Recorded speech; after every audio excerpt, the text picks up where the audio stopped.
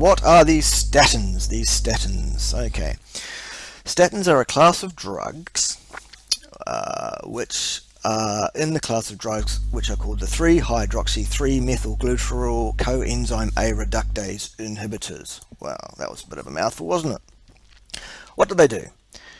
They mess around with your body's ability to biosynthesize the cholesterol. Okay, that thing that your body has basically, not your body individually, but the human body has been learning how to do and how to control for billions and billions of years. So in the last 20-30 years, we've decided we know better than Mother Nature, and we're going to put this chemical in your body that's going to block that enzyme. And what that does is that reliably and repeatedly has been shown to be associated with around about a 40% decrease in the serum cholesterol.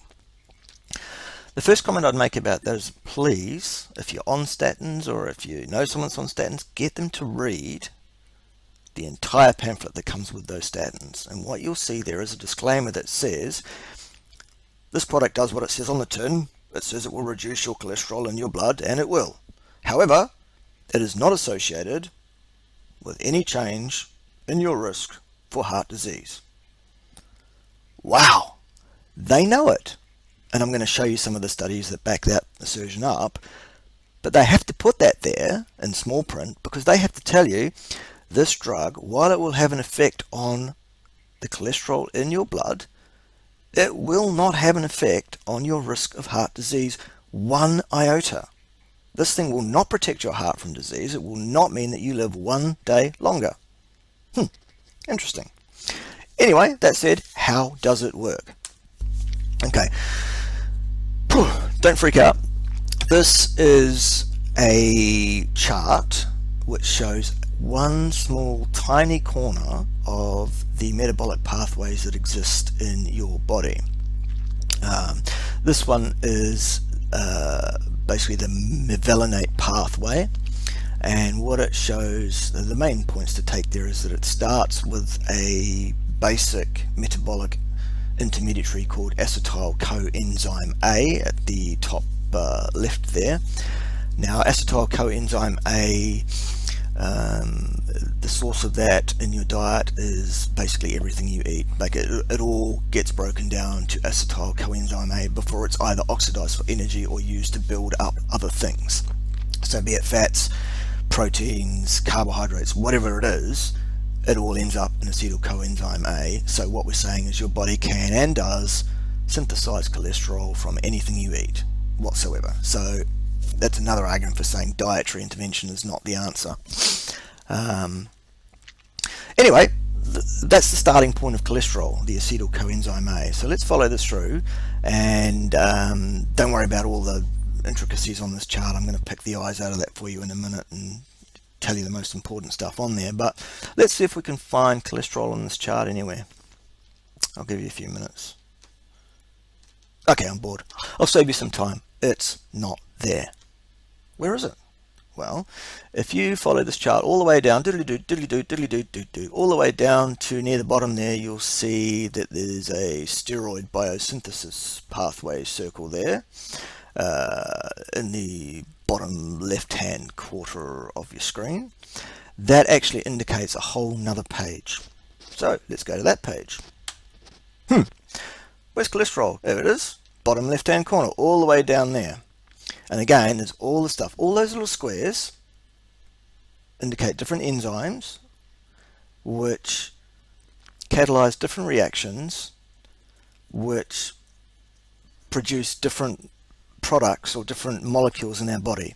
Now, why do all these enzymes exist? Okay, the answer is because we have genes that encode for them. And the reason we have those genes is because they have been selected for by natural selection over 3.5 to 3.8 billion years. Every single one of those things that occurs in there occurs for a reason. It has a purpose, and some of them are pretty damned important. Now,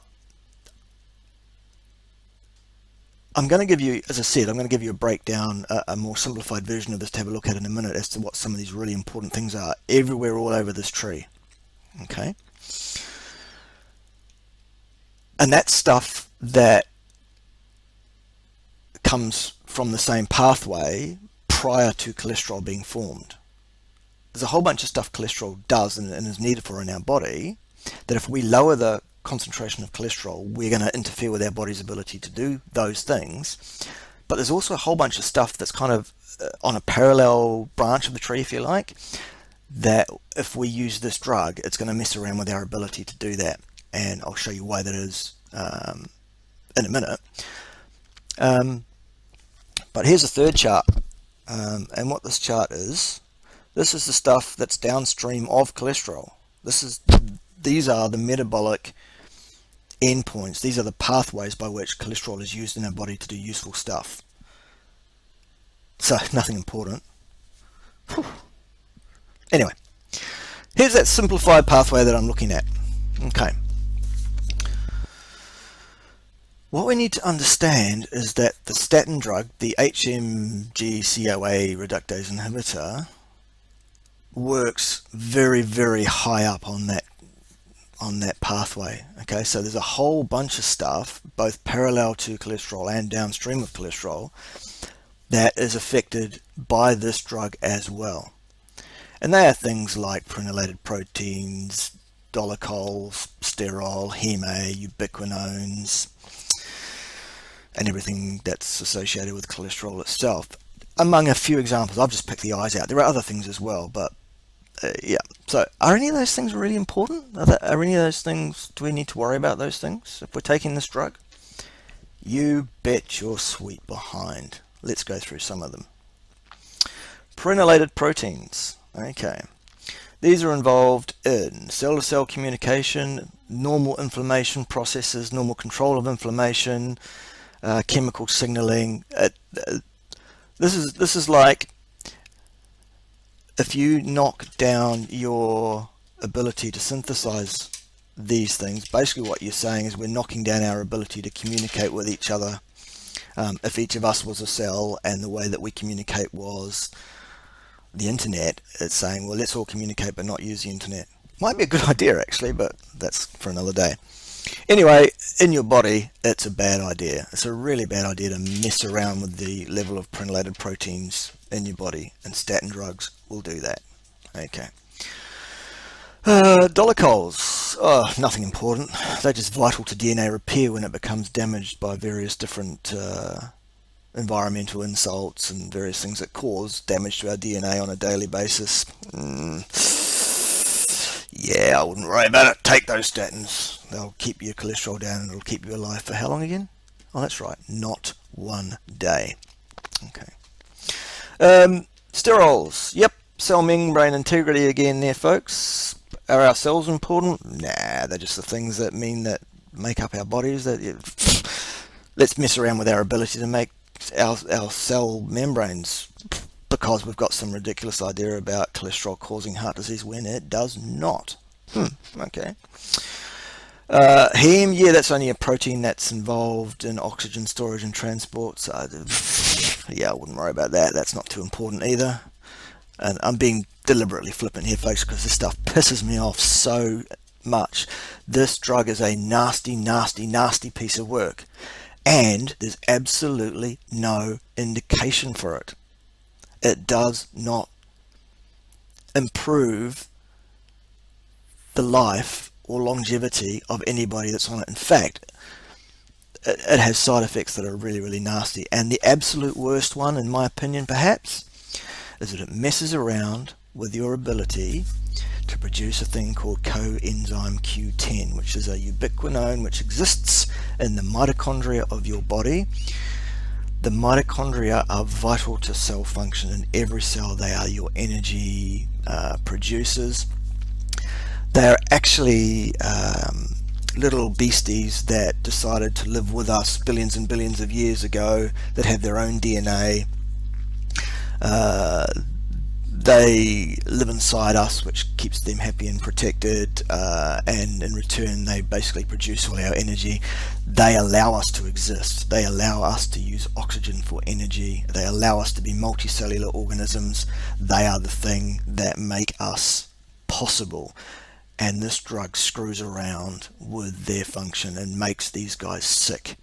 This can lead to muscle damage, muscle breakdown of an irreversible nature, various forms of chronic pain syndromes, weakened muscles that will be more determined, more predisposed, I should say, to injuries, etc., etc., etc.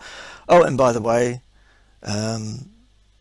it's not only skeletal muscles I'm talking about that this drug damages. We're also talking about smooth muscles, and again, they're inside your vascular epithelia, and also your heart is a muscle. So the very organ this drug is supposed to protect is actually put at serious risk from this drug. Alright, so that's just the stuff that's kind of parallel, that's also knocked out by the same drug. But also we're going to reduce our cholesterol by taking this drug, which, you know, we need to remember that is going to interfere with the ability of producing these cell membranes that are so vital to our life. It's going to mess around with our sex hormone production. It's going to make us more predisposed to fractures and early menopauses and lowered muscle mass and functional strength, and it's just a nightmare basically. And also it's going to stuff around with our ability to have healthy nerve cells in our brain and in our peripheral nervous system as well. It's going to predispose us to all sorts of things like dementia and Alzheimer's disease and all sorts of carry on there. And also there's this thing called vitamin D, which, as I mentioned earlier, I believe is pretty vital.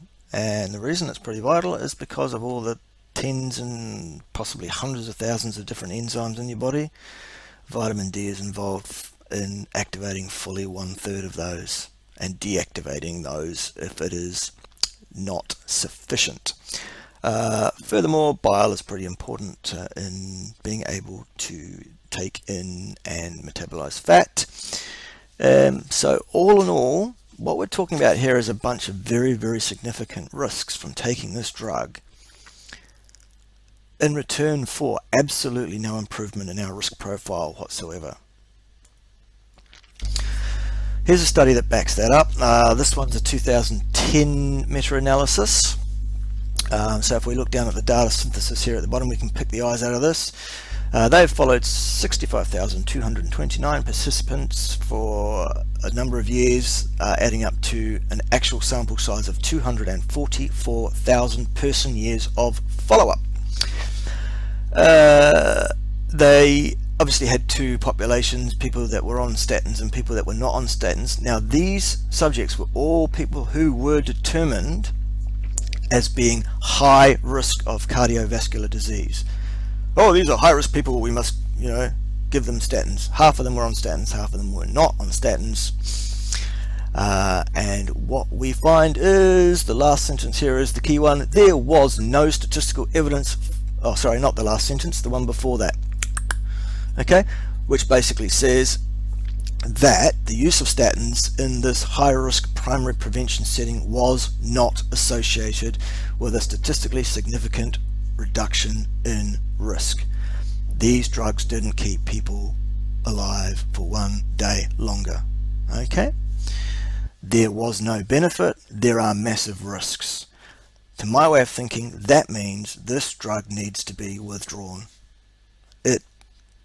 There is no argument that can justify the existence and availability of this drug or the prescription of this drug to people on the basis of the scientific evidence that's available. Unfortunately, science is for sale, and there are others who would argue against what I'm saying, and they'll use all kind of spin to do that, but what we're looking at here are the actual empirical conclusions made by the scientists with no axes to grind. The last sentence I was alluding to there says also that there was no evidence that there was a huge difference between one study and another. So they have a massive overall finding that says this drug doesn't actually keep people alive one day longer.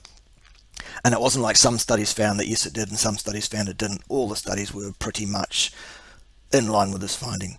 This drug does not keep people alive one day longer. It does not provide a benefit.